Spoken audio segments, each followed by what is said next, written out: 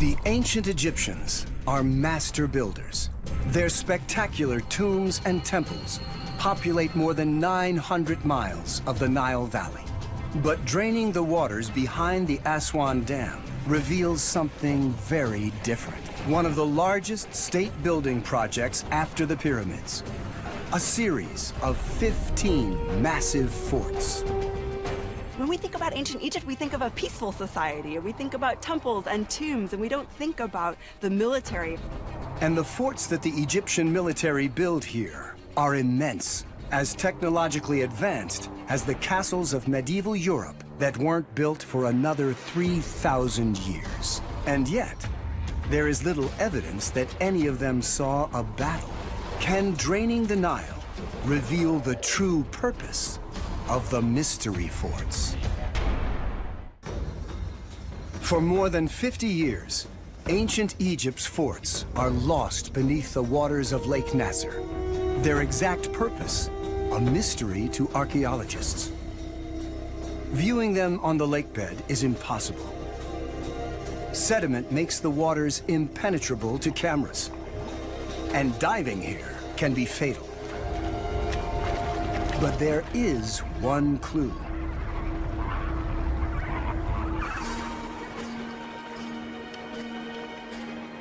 Archaeologist Laurel Bestock is traveling to its remote location, deep in Sudan, near the southern end of Lake Nasser.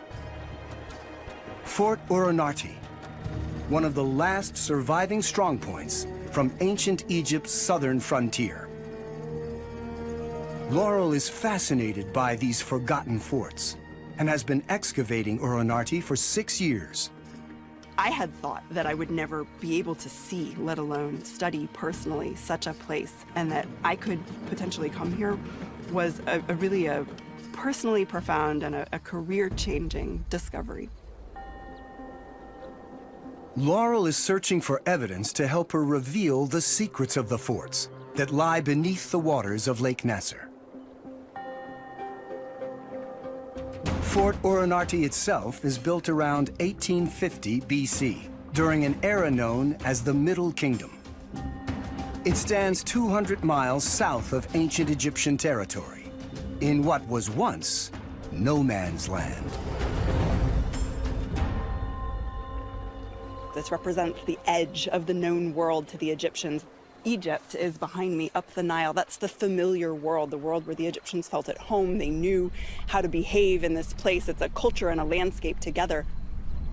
Out there is the rest of ancient Africa, and that's very much a place that the Egyptians conceive of as terrifying. It's where they view the people and even the landscape itself as a threat to their order.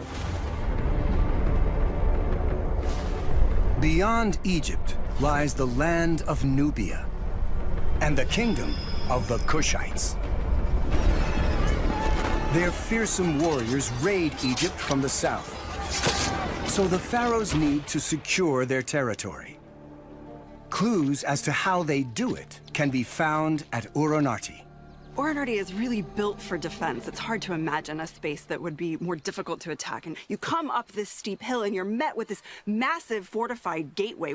We're standing in between the remains of what was 2 towers, even thicker than the walls of Uronarti itself. If you can see how massive the brickwork is here, it's even reinforced. You can see there are the remains of beams coming through the walls that would have acted like rebar and reinforced concrete here. Fort Uronarti is a powerful deterrent to the hostile Kushites, but it's barely a fraction of the military might ancient Egypt is about to unleash on its enemy. Most of that military machine now lies beneath Lake Nasser, one of the largest reservoirs in the world. The forts are lost forever when Egypt builds the Aswan High Dam in the 1960s. To produce hydroelectric power and control irrigation. The rising waters threaten some of Egypt's greatest monuments. So one of the world's largest archaeological salvage operations begins, involving 15 countries and more than $72 million. Monuments that can't be moved are excavated and recorded. including ancient Egypt's lost fortresses. One of the most complete sets of archaeological reports from that time is kept at the Egypt Exploration Society. So first of all, you see how huge these forts were. And reveals some tantalizing clues. And yet, since this was taken, all of this has gone. Completely flooded, yes, unfortunately. Incredible. So this is why we're also thankful to the mission that has excavated and recorded all these forts. Today, investigators are analyzing the evidence to discover why the Egyptians need as many as 15 forts. Using this data and the latest computer graphic technology, it's possible to drain the waters from Lake Nasser. 44 trillion gallons of water are unleashed into the Nile, slowly revealing a world that's 4,000 years old. Traveling south beyond ancient Egypt, Fort Iken appears. Then Fort Ascot. Furthest south, two more, Forts Kuma and Semna. Altogether, a total of 15 forts. Spanning 200 miles, it's the longest fortified frontier in the world along this strategically important stretch of the Nile. Because the Nile River was the principal thoroughfare up, the forts were arranged north to south, stopping any invasion from the south into the north. The wall of forts transforms the Nile into a formidable barrier against the Kushites.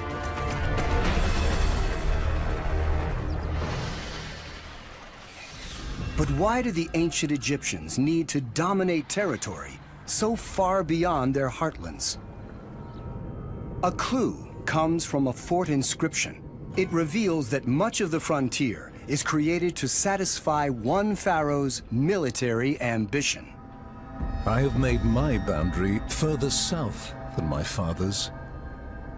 And how he boasts about crushing the Kushite enemy. They are not people one respects. They are wretches. I have captured their women, gone to their wells, killed their cattle, cut down their grain, set fire to it. They definitely claimed this territory for their own by building these fortresses and said, this is Egypt's now. These forts are representing a sort of consolidation of the power of the pharaoh. But why does ancient Egypt need so many forts, constructed on such a massive scale? Could they have been built to protect something even more valuable than a pharaoh's power?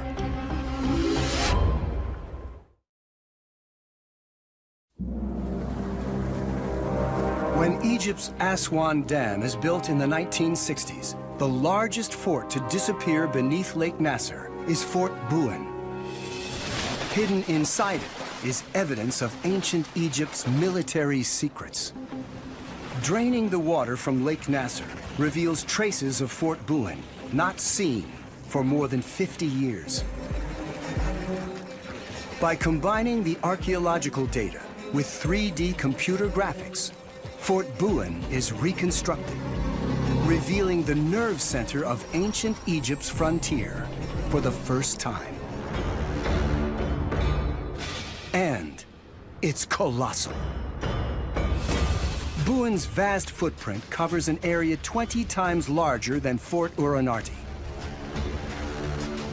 Its perimeter wall, almost a mile circuit.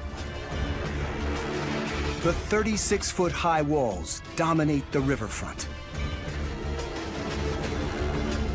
This is Fort Buin in all its original glory. And everything about it is designed to intimidate. It really shows the state power. puts it outside. So it's not just a symbol to the Egyptians, it's a symbol to other people. These forts were clearly about military power. They were about domination. One of the purposes of this monument is to be imposing. The monumental scale of Buin is designed to terrify the Kushite enemy and proudly display military architecture so advanced that it makes any raid on it futile. What's unbelievable is if I told you that all of the features that you find in medieval European forts were already in place in these mud brick forts 2000 to 1800 BC in Egypt, you would say, no, you're wrong. 3,000 years before the famous castles of Europe are built, Fort Buin has a dry moat, a fortified gateway, defensive battlements, and sophisticated arrow loops with a firing arc of 180 degrees. Basically, everything that you come to love about a medieval fort is already there in the Middle Kingdom forts in Egypt.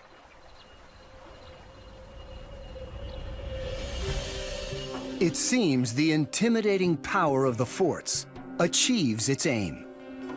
Archaeological investigations here uncover almost no evidence of fighting. Is this lack of violence a clue that the Nile frontier has another, entirely different purpose? Evidence lies deep inside Fort Buin.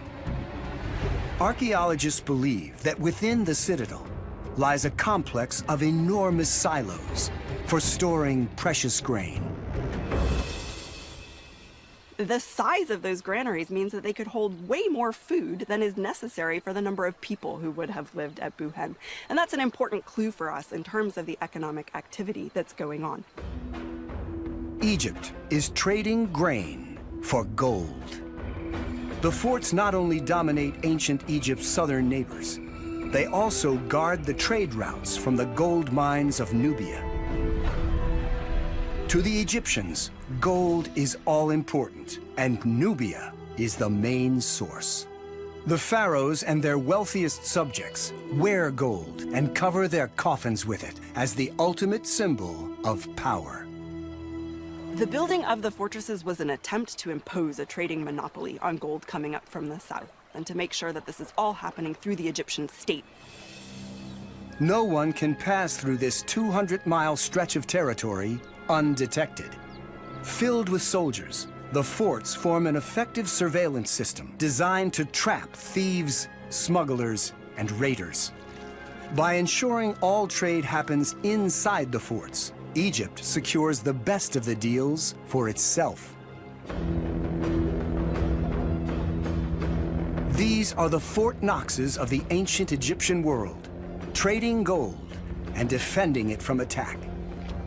Inside both Fort Oroonarti and Fort Buin, there are clues to the scale of that operation. This space was a barracks house, and this is a pattern we see repeated throughout the fortress. Buin reveals many similar barracks, divided into larger communal areas, and smaller rooms that archaeologists identify as sleeping quarters. Scaling up, it's estimated that Oroonarti could house 400 soldiers, and Buin thousands more. So you're looking at a multifunctional, multi-purpose facility that was vibrant and alive and was like a little city contained within itself. At full capacity, the whole fortress system could be packed with 10,000 soldiers, scribes, and officials. Operating such an advanced frontier in far-flung lands is the pinnacle of ancient Egypt's military achievement. An organizational feat on a scale that's similar to the building of the Great Pyramids. You can see how all of this architecture enables this activity and really this bustling city on the edge of the Nile here at the edge of the world.